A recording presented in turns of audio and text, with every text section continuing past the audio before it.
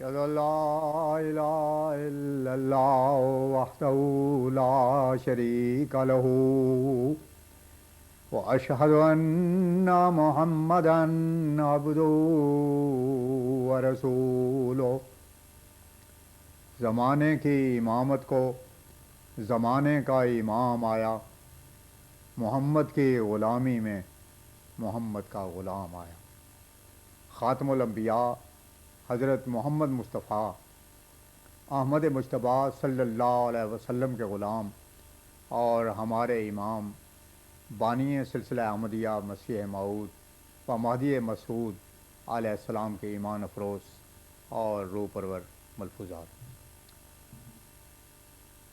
تصنیف اعجاز المسیح کے ذکر میں حضرت اقدس نے ارشاد فرمایا، اس کتاب میں حضرت رسول کریم صلی اللہ علیہ وسلم کے فضائل اور محامد اس قدر بیان ہونے شروع ہو گئے ہیں کہ ختم کرنے کو دل نہیں چاہتا. اگر دن پورے نہ ہوتے تو میں چاہتا نہ تھا کہ بند کروں.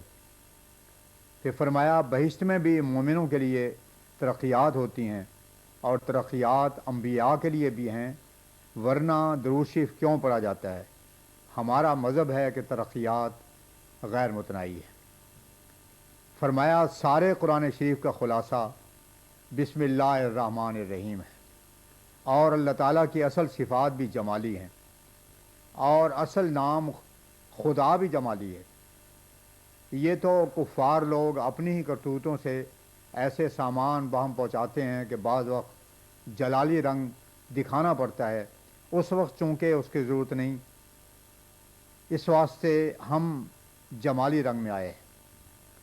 ملکہ معظمہ کے متعلق یادگاروں کے قائم کرنے کا ذکر درمیان میں آیا تو حضرت اقدس نے ارشاد فرمایا، ہماری رائے میں ایک بڑا بھاری کالج یا شفاخانہ بننا چاہیے. فرمایا، مسیح کو تو لوگ اتنی لمبی عمر دینے کے واسطے بے فائدہ سعی کرتے ہیں، ان کی تھوڑی سی عمر نے کیا نتیجہ پیدا کیا ہے جو بڑی عمر کی خواہش کی جاوے. دنیا صلیب پرستی سے بھر گئی ہے اور جا بجا شرک پھیل گیا ہے.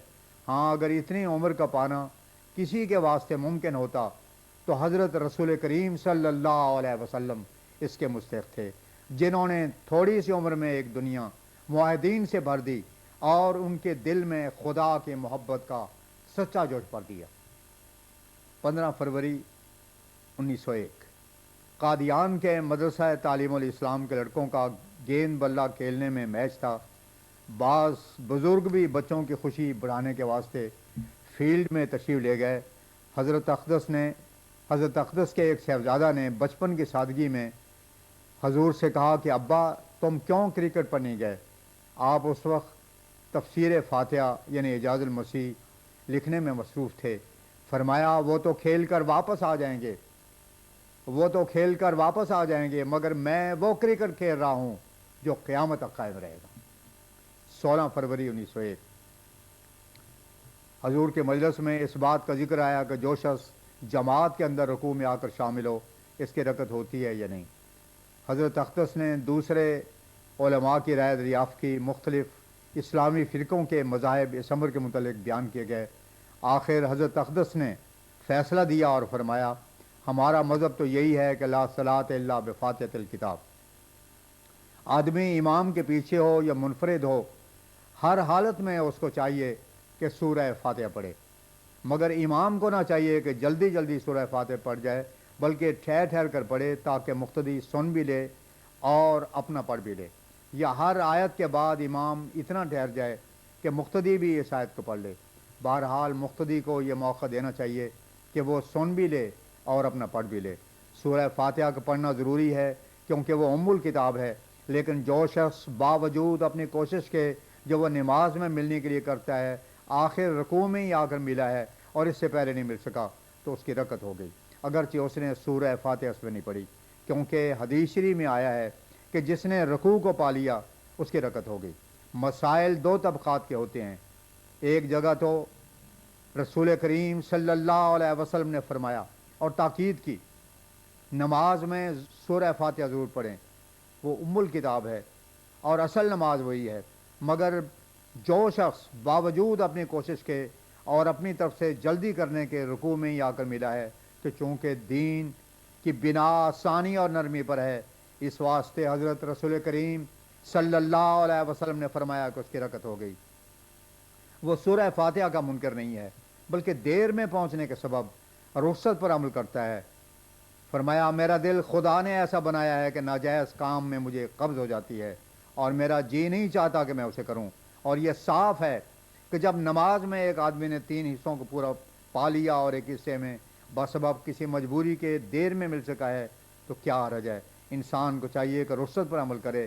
ہاں، جو شخص عمدن سستی کرتا ہے اور جماعت میں شامل ہونے میں دیر کرتا ہے تو اس کے نماز ہی فاسد ہے۔ 20 فروری سن 1901 ایک شخص نے قرض کے واسطے حضور کی خدمت میں دعا کے لیے عرض کی۔ فرمایا استغفار بہت پڑھا کرو۔ تفسیر اعجاز المسیح کے لکھنے کے متعلق فرمایا دن تھوڑے رہ گئے ہیں، اب تو ہم اس طرح جلدی جلدی لکھتے ہیں جیسے اردو لکھی جاتی ہے، بلکہ کئی دفعہ تو قلم برابر چلتا ہے اور ہم نہیں جانتے کہ کیا لکھ رہے ہیں۔ کسی نے سوال کیا کہ جو لوگ آپ کے مرید نہیں ان کے پیچھے نماز پڑھنے سے آپ نے اپنے مریدوں کو کیوں منع فرمایا ہے؟ حضرت اقدس نے فرمایا جن لوگوں نے جلد بازی کے ساتھ بدظنی کر کے اس سلسلے کو جو اللہ تعالیٰ نے قائم کیا ہے رد کر دیا ہے اور اس قدر نشانوں کی پرواہ نہیں کی اور اسلام پر جو مصائب ہیں اسے لاپرواہ پڑے ہوئے ہیں، ان لوگوں نے تقوی سے کام نہیں لیا۔ اور اللہ تعالیٰ اپنے پاک کلام میں فرماتا ہے انما یتقبل اللہ من المتقین، سورہ مائدہ آیت 28۔ خدا صرف متقی لوگوں کے نماز قبول کرتا ہے، اس واسطے کہا گیا ہے کہ ایسے آدمی کے پیچھے نماز نہ پڑھو جس کی نماز خود قبولیت کے درجے تک پہنچنے والی نہیں ہے۔ فرمایا قدیم سے بزرگان دین کا یہ مذہب ہے کہ جو شخص حق کی مخالفت کرتا ہے اس کا سلب ایمان ہو جاتا ہے۔ جو پیغمبر صلی اللہ علیہ وسلم کو نہ مانے وہ کافر ہے، مگر جو مہدی اور مسیح کو نہ مانے اس کا بھی سلب ایمان ہو جائے گا۔ انجام ایک ہی ہے، پہلے تخالف ہوتا ہے، پھر اجنبیت، پھر عداوت، پھر غلو اور آخرکار سلب ایمان ہو جاتا ہے۔ سوال ہوا کہ ابتدا میں بھی مسلمانوں کے درمیان آپس میں عداوت و دشمنیاں ہوتی رہی ہیں اور اختلاف رائے بھی ہوتا رہا ہے، مگر باوجود اس کے ہم کسی کو کافر نہیں کہہ سکتے۔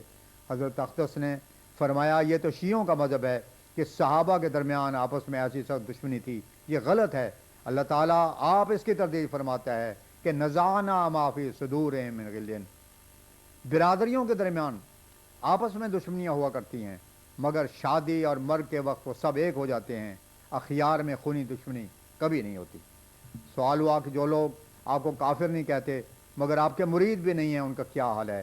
حضرت صاحب نے فرمایا وہ لوگ راہ و رسم اور تعلقات کس کے ساتھ رکھتے ہیں، آخر ایک گروہ میں ان کو ملنا پڑے گا جس کے ساتھ انسان اپنا تعلق رکھتا ہے اسی میں سے وہ ہو جاتا ہے۔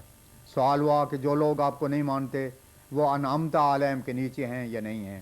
حضرت اقدس مسیح موعود علیہ الصلوۃ والسلام نے ارشاد فرمایا انعمت علیہم میں تو میں اپنی جماعت کو بھی شامل نہیں کر سکتا جب تک کہ خدا کسی کو نہ کرے۔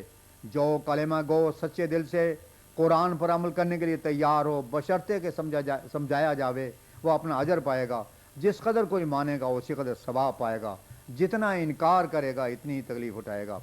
میں قسماً کہتا ہوں کہ مجھے لوگوں کے ساتھ کوئی عداوت نہیں ہے، میں قسماً کہتا ہوں کہ مجھے لوگوں کے ساتھ کوئی عداوت نہیں ہے جو ہمیں کافر نہیں کہتے، ان کے دلوں کا خدا مالک ہے، مگر حضرت مسیح کا خالق اور ہے ماننا بھی تو ایک شرک ہے۔ اگر وہ کہیں کہ خدا کے اذن سے کرتا تھا تو ہم کہتے ہیں کہ وہ اذن نبی کریم صلی اللہ علیہ وسلم کو کیوں نہ دیا گیا؟ جو خدا کے ولی کے ساتھ دشمنی کرتا ہے خدا اس کے ساتھ جنگ کرتا ہے، جس کے ساتھ خدا جنگ کرے اس کا ایمان کہاں رہا؟ حضور فرماتے ہیں ہمیں کچھ کی نہیں بھائیو، نصیحت ہے غریبانہ، کوئی جو پاک دل ہوئے دل ہو جاؤں اس کے قرباں ہے۔ وآخر دعوانا ان الحمدللہ رب العالمین۔